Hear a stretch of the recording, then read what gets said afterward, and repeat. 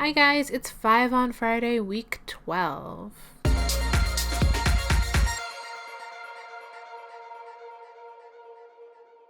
So I think this might be a little bit more of an informal video because I've been sick, so I didn't get to film this video when I normally film them. And I think I want to just make this a more stream of consciousness, less editing type of thing because I'm still not feeling great. But I slapped on some makeup, got dressed, made myself look presentable, so hopefully I can get through this without having to edit a lot of it. But let us start with our first pick of the week, which is Hamilton. I've got all my little picks right here and my little post-it. But Hamilton, if you don't know, is a musical that I think I've heard about 70 billion times in the past 2 or 3 weeks. And it is a musical that premiered off-Broadway maybe a year or so ago and is now on Broadway, and everybody loves it. It is about one of the founding fathers of the United States called Alexander Hamilton. You might know him from the $10 bill, but he is the star of this musical. Well, not him actually, because that's ridiculous, he's dead, but the story is about him and his life, and I didn't know a lot about him. When we learn about history, I don't think we learn a lot about the actual personalities and people that are involved in historical things. We learn dates, battles, just sort of facts, but this was really interesting because you got to hear about him, but also it is really catchy music. It's sort of a pop rap aesthetic, and it's just really super catchy, and the songs, all of them, are just going through my head all the time. So maybe you don't want to listen to this soundtrack, maybe you want to steer clear of it because you'll be like me and you will have it stuck in your head forever. But if you do want to listen to it, it is on Spotify. I know that the show itself has been sold out for a while, so you probably won't get to see that anytime soon, but listen to it on Spotify because it's so good. I haven't seen the show personally, but the Spotify soundtrack is fantabulous. And the next one on my list is a thing called Alias. And you might be thinking I'm talking about the early 2000s TV show on ABC starring Jennifer Garner, among other people, but I'm not. I'm talking about the early 2000s comic book starring the little-known Jessica Jones.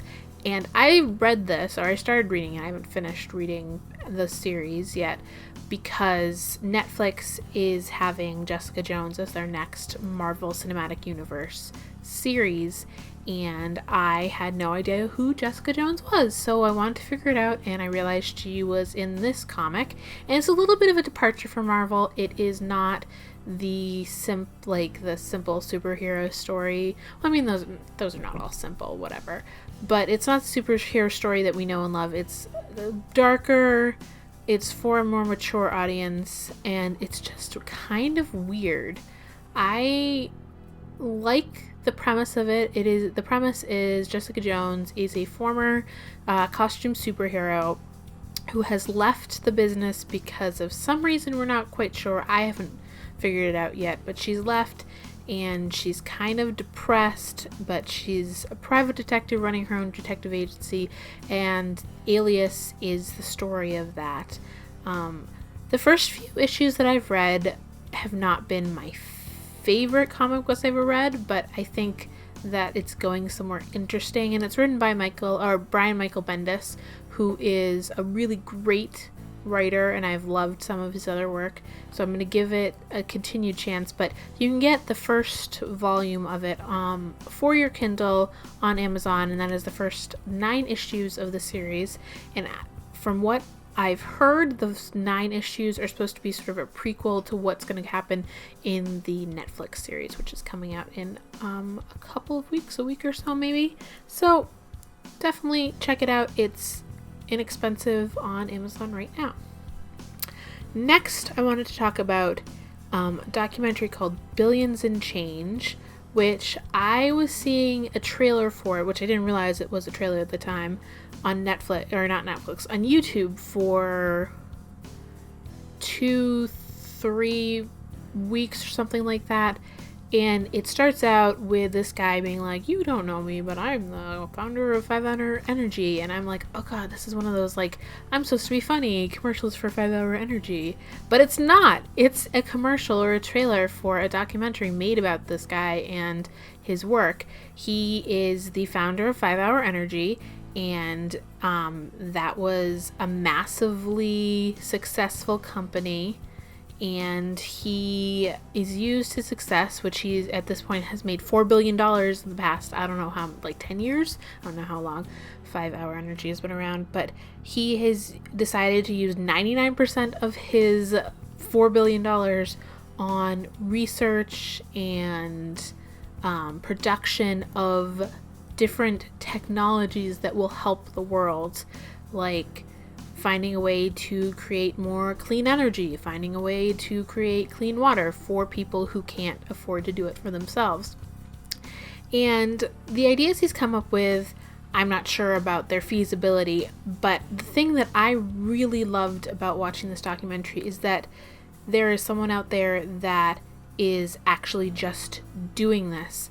I think a lot about, since my profession is in sustainability, I think about a lot about how we as a society should not just focus on compounding our wealth, but we should focus on giving that back and sort of infusing it into our society. Because if all the billionaires did that, and so 99% of $4 billion is a lot of money, but that 1% still, he'll still have like $40 million. And who needs more than $40 million in a lifetime? And if all billionaires did the same thing, even if you only had $1 billion and you gave away 99% of it, that's still $10 million that you get to keep, I believe. Is my math right there? I'm going to put on the screen if my math is wrong. I think my math is right there. Yeah, because, yeah, that's right. That's right. That is right. So, I mean, that's still a lot of money. And think about all the good that those billions of dollars can do in helping solve all the world's problems. I mean, really. So, I definitely recommend watching this documentary. I think it's only like an hour long. It's all free on YouTube, and there'll be a link in the description box for you to go see it. So the next thing I want to talk about is Glowforge. And if you remember a few weeks back, I talked about how badly I wanted a 3D printer because they look so awesome and you can make really cool things with them. And I'm really in this like creativity headspace where I want to make a lot of things, but I only have limited abilities at this point.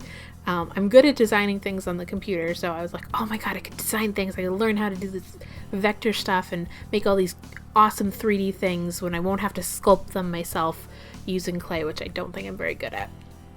But so I was really excited about that, and then I heard about Glowforge, which is a 3D laser printer. So essentially what this does is you can put some sort of plan into your computer and it will cut things out of any like a whole range of materials they showed. Wood, plastic, I don't know about metal, leather, well, I think metal too. And then you can laser engrave things. And I guess this technology has been out there for a while, and I think it's pretty expensive. But this Glowforge system gives it to you on sort of a consumer level, so you can have this system in your house. It's not too expensive. It's only like $2,500, which is very expensive, but in the grand scheme of things, if you are doing this for a business or something, that's an investment, and you get payback from that. But it also makes the actual production really easy. It's got a system where you can take a picture of something and then you can sort of transform that using software you already have, and it just seems like a much easier solution, and you don't have to learn sort of that vector software and that design software. So I'm really excited about this technology. I really want to get hands-on opportunity with it. I don't know when that will happen, but the day it does, I'm going to be a very happy person. And I think this is really cool, and if it works the way it says it does, so many things open up for people in small scale productions. So very excited about that. The final thing I want to talk about is Soylent. So this is another product that I have yet to try, but I've heard so much about it and I'm really excited by it. I often find it hard to eat in a healthy manner all the day through. I'll have a really healthy dinner, or I'll start off with a really healthy breakfast, but then I get involved in work and I'm sitting and I don't think about eating at the right time, and trying to find something to eat that is healthy, that is not cheese, which is not terribly healthy, is sometimes difficult. So having some sort of meal replacement seems like a godsend. And I don't want to spend all my time just eating a meal replacement. I love cooking.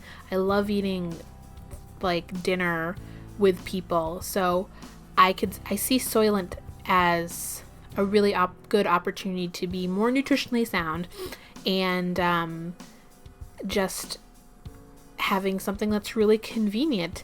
And I mean, I do have to like evaluate the claims. I mean, I don't know how nutritionally sound it is. I know there are plenty of meal replacement things out there, but Soylent just seemed good because I've watched a bunch of videos about it, different people trying it out, and they were very filled by it. They didn't feel like they were missing anything, but they did miss the sort of sensation of eating and eating with people, and that would not be something I would be leaving behind if I were to try Soylent. I would have Soylent as part of the meals I have and have food as the other part, and I think it would just make my life a whole lot easier. I also liked that people said it was very neutral taste, which I've tried eating some of those other meal replacement type things, and they're like, oh, we're strawberry flavored, or we're caramel flavored, or we're chocolate flavored, vanilla flavored, and I always don't really like the flavor. I get really tired of it. So having something neutral that people have done a lot to sort of figure out what they can pair with it, they can put like fruit in it or chocolate or something in it to make different versions of the Soylent. I think that's also a really good idea. So I definitely want to try it out, and I think that it is inexpensive enough that I can buy a case of it and try it out. And if I do try it out and I like it, I will probably report back to you guys right here.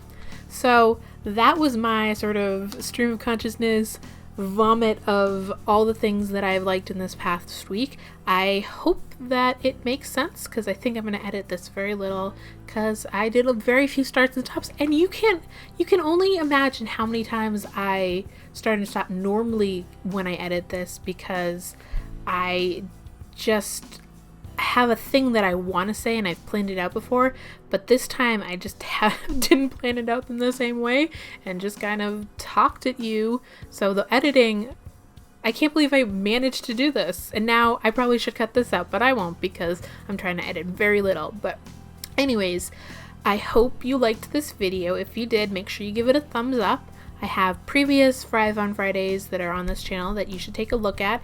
And if you want to see my other video this week, I made this little guy right here, making sure you guys can see it. This is a Nuka-Cola bottle cap, which I recreated from the Fallout series, which also came out this week.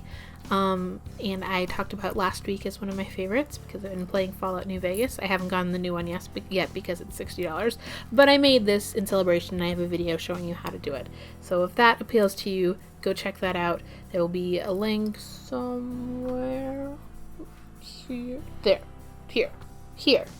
I'll put it somewhere on the screen. You'll see it.